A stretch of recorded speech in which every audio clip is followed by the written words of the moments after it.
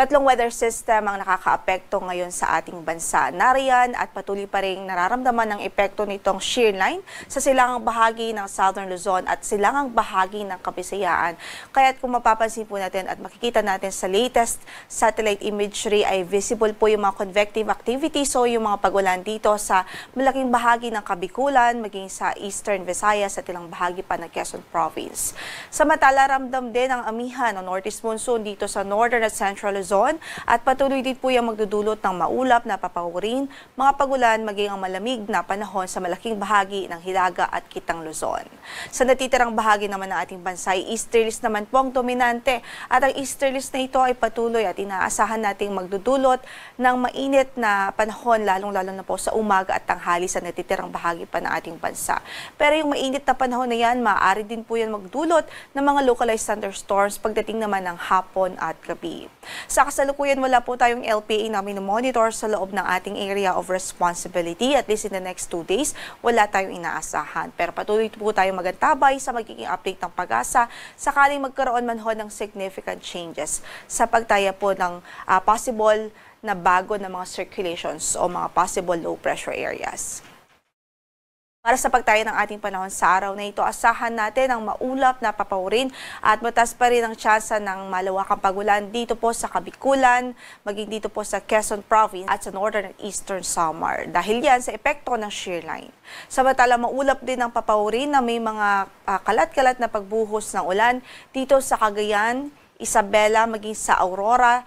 Yan ay epekto po ng Northeast Monsoon. Sa natitirang bahagi naman ng Northern Luzon at natitirang bahagi pa ng Central Luzon o Kitang Luzon, asahan din ang bahagyang maulap hanggang sa maulap na papawirin at tsansa po ng mga isolated o mga pulupulong mahihinang mga pagulan dahil din sa epekto ng amihan. Sa Metro Manila at natitirang bahagi pa ng Luzon o sa Metro Manila at Calabarzon, asahan natin ang mga bahagyang maulap hanggang sa maulap na papawirin at tsansa din mga localized thunderstorms dahil din po yan sa epekto ng shear line. Sa pagtaya ng ating panahon o sa pagtaya ng ating temperatura, sa Metro Manila 24 to 31 degrees Celsius ang inaasahang magiging agwat sa araw na ito. Sa Tagaytay ay malamig pa rin, 22 to 29 degrees Celsius. Sa Baguio ay 16 to 24 degrees Celsius. Sa Lawag ay 22 to 33 degrees Celsius. Tugigaraw ay 22 to 28 degrees Celsius. Habang sa Legazpi po ay 25 to 30 degrees Celsius. Samantala, sa natitirang bahagi ng ating bansa, sa natitirang bahagi ng Luzon, sa Kabisayaan at maging sa Mindanao, asahan natin ang bahagyang maulap hanggang sa maulap na kondisyon ng papawirin. At mainit nga po ang inaasahan nating panahon dyan, especially po sa umaga at tanghali. Pero pagdating ng hapon at gabi, hindi natin inaalis ang tsansa ng mga localized thunderstorms. So yung mga pulupulong pagkidlat, pagkulog. Samantala, para sa pagtaya ng ating temperatura sa Tacloban, 25 to 32 degrees Celsius, gayon din sa Iloilo City. Sa Cebu ay 25 to 32 degrees Celsius din po, 25 to 31 degrees Celsius sa Cagayan de Oro. Sa Davao ay 25 to 33 degrees Celsius, 24 to 33 naman sa Zamboanga City. Sa Puerto Princesa City ay 25 to 32 degrees Celsius, habang 25 to 32 degrees Celsius din po sa Kalayaan Islands.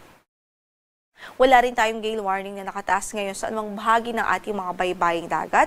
Malaya namang makakapalaot ang ating mga kababayang mangingisda. Although ingat lamang lalong-lalo na po dito sa Northern at Eastern section ng Luzon at magiging ng Kabisayaan dahil katamtaman hanggang sa maalon pa rin ng kondisyon ng karagatan dyan. So ingat po or extra caution sa ating mga mandaragat na gumagamit ng maliliit na sasakyang pandagat.